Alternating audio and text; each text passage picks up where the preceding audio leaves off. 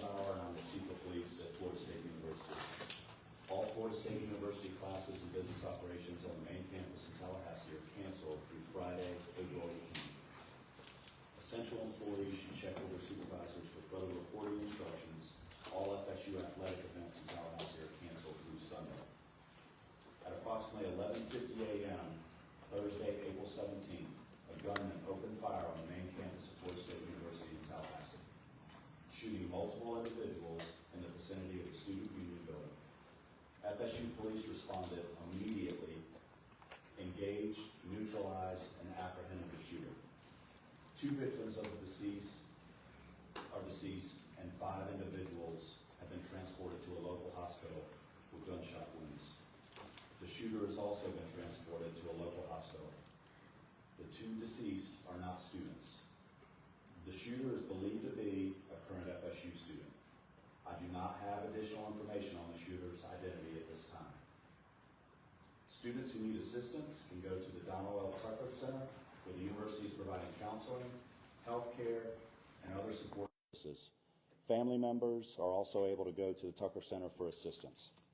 Students, faculty, and staff are asked to call their loved ones as soon as possible to update them on their status. The student union and the surrounding area is still considered an active crime scene. Individuals should avoid the area. Students should not return to the student union to retrieve personal property at this time. Students may return to their residence halls, but they should otherwise stay indoors on the main campus to allow first responders and university staff to do their jobs and respond to those needing assistance. Students may depart campus for the weekend. All classes have been canceled through Friday.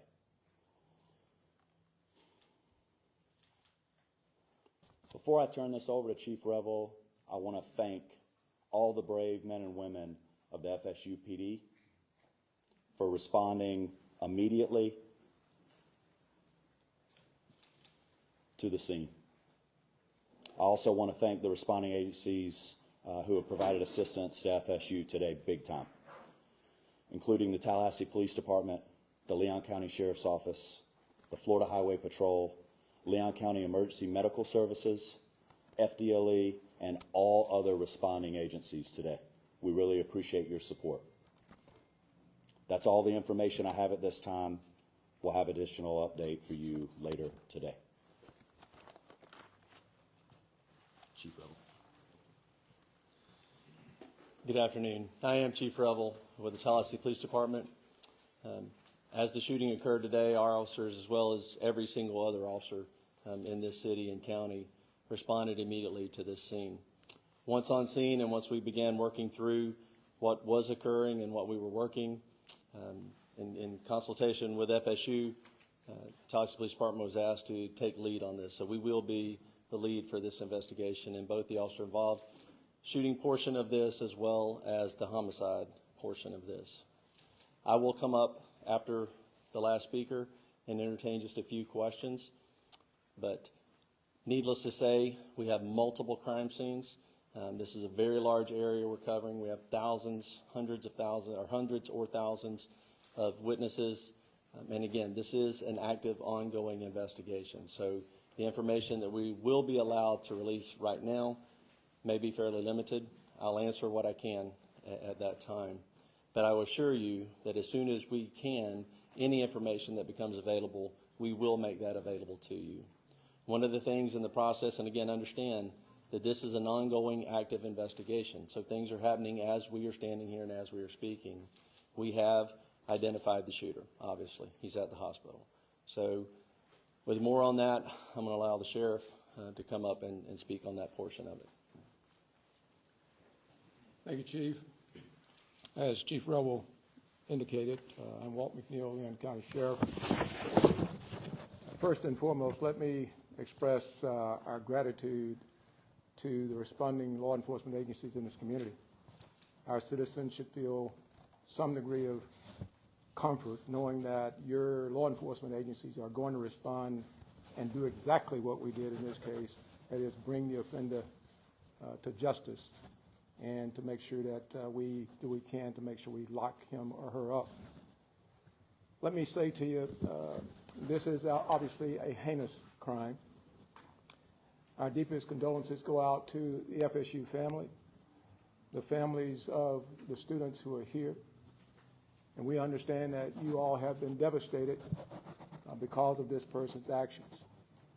The question as it relates to who is the shooter is 20-year-old Phoenix Eichner. And he's the son of a Leon County Sheriff deputy. Our Deputy Eichner, has been with the Leon County Sheriff's Office for over 18 years. She has a tremendous job that she's done. Her service to this community has been exceptional. Unfortunately, her son had access to one of her weapons, and that was one of the weapons that was found at the scene. And we will continue that investigation into how that weapon was used and what other weapons perhaps he may have had access to. The alleged shooter was also a long-standing member of the Leon County Sheriff's Office Citizen Advisory or Youth Advisory Council. So he has been steeped in the Leon County Sheriff's Office family, engaged in a number of training programs that we have. So it's not a surprise to us that he had access to weapons. This event is tragic in more ways than you people in the audience could ever phantom from a law enforcement perspective. But I will tell you this, we will make sure that we do everything we can to prosecute and make sure that we send a message to folks that this will never be tolerated here in Leon County, and I dare say across this state and across this nation. Thank you. Let me bring up the FBI Assistant Special Agent in charge, Hubert Reynolds.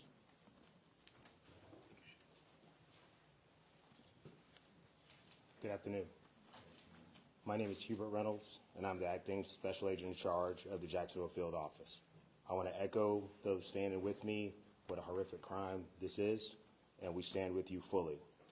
We have an office here in Tallahassee, and we are fully engaged with providing any resources that we can bring to bear to help with this investigation moving forward. We've established a digital tips media line where you can upload photos, videos prior to and during the incident. If you were there from social media, please upload all of that. I will give you now the website address. You can upload any tips to www.fbi.gov/FSU shooting. Again, that's www.fbi.gov/FSU shooting. I want to assure you that we are going to bring every available resource to be able to help the community and the local people here. Thank you.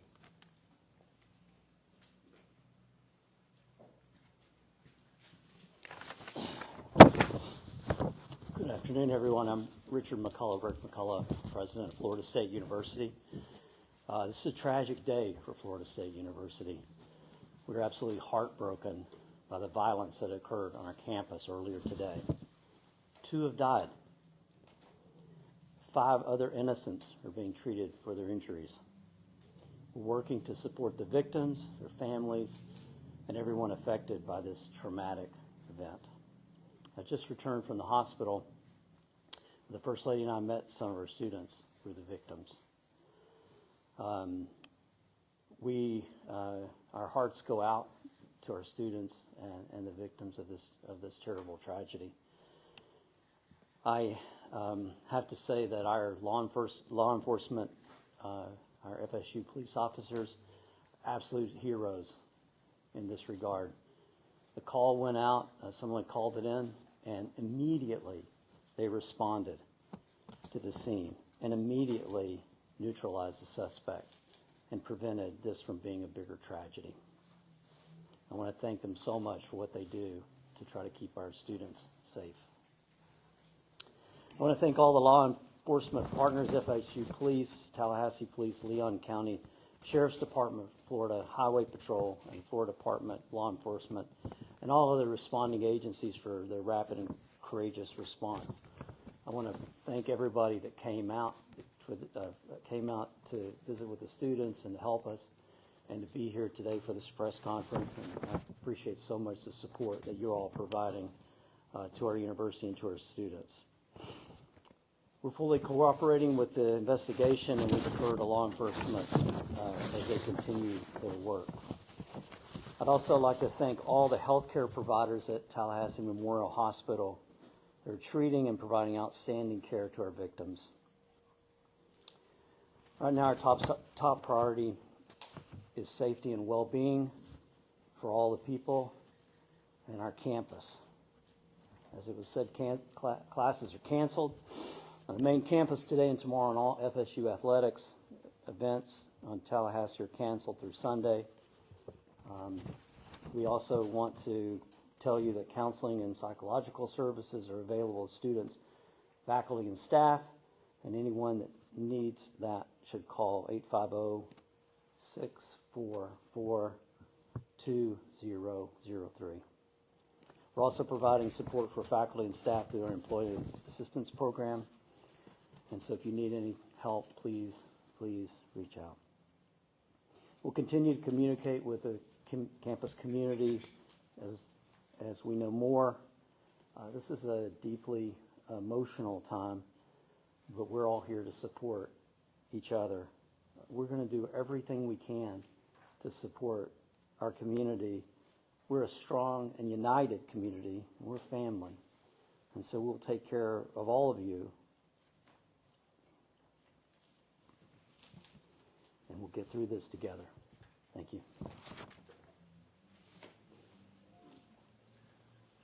All right, at this time, we will take a few questions.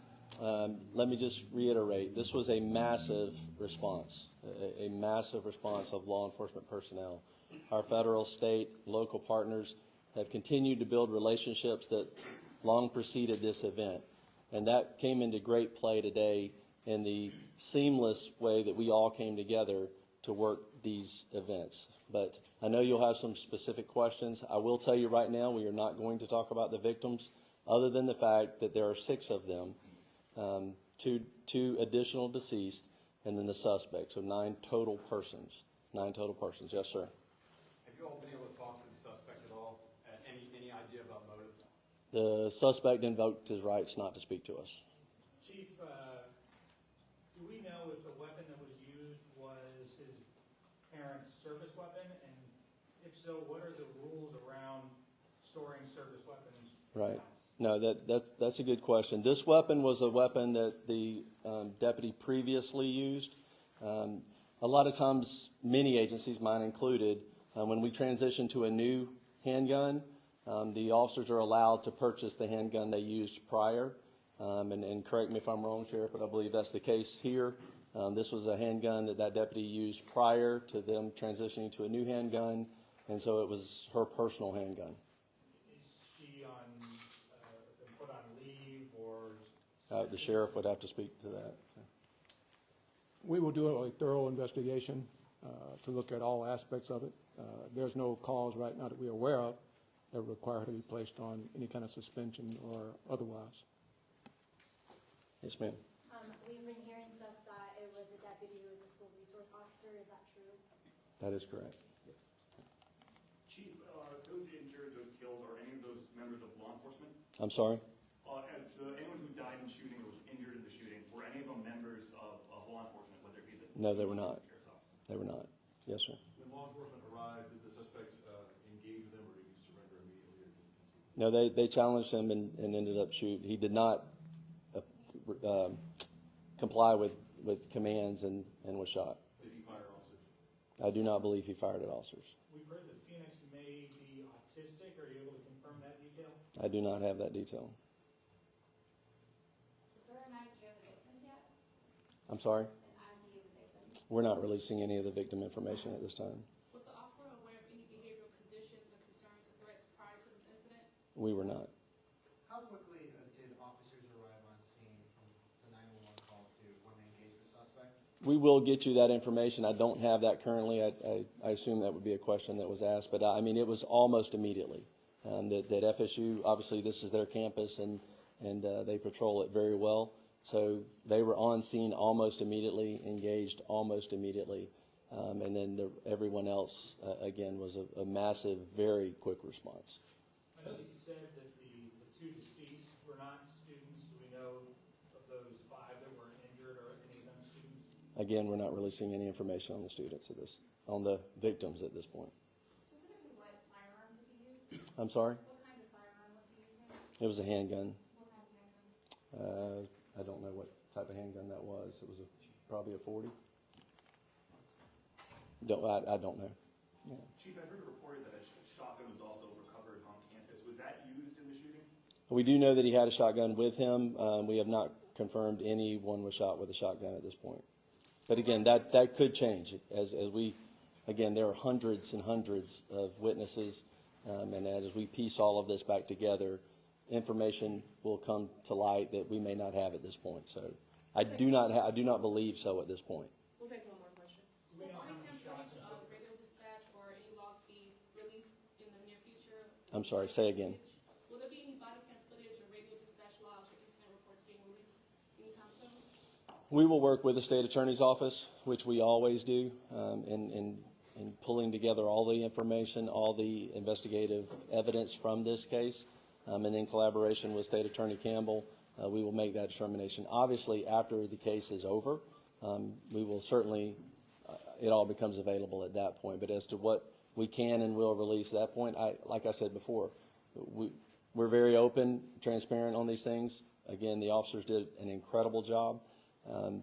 But again, some of this is very horrific. This is a horrific incident. And so we will, again, collaborate with the state attorney's office and determine which of that evidence could be released or will not be released. But again, I will let you know that as soon as we make that determination. So thank you all very much. Appreciate you being here. And just let me reiterate what's already been said. The collaboration between all of the agencies, the federal, the state, the local, all of our first responders, our EMS personnel, our fire department, again, just a massive response, immediate treatment to the victims that were there, the transport of them. Again, it was a very seamless response to this tragedy.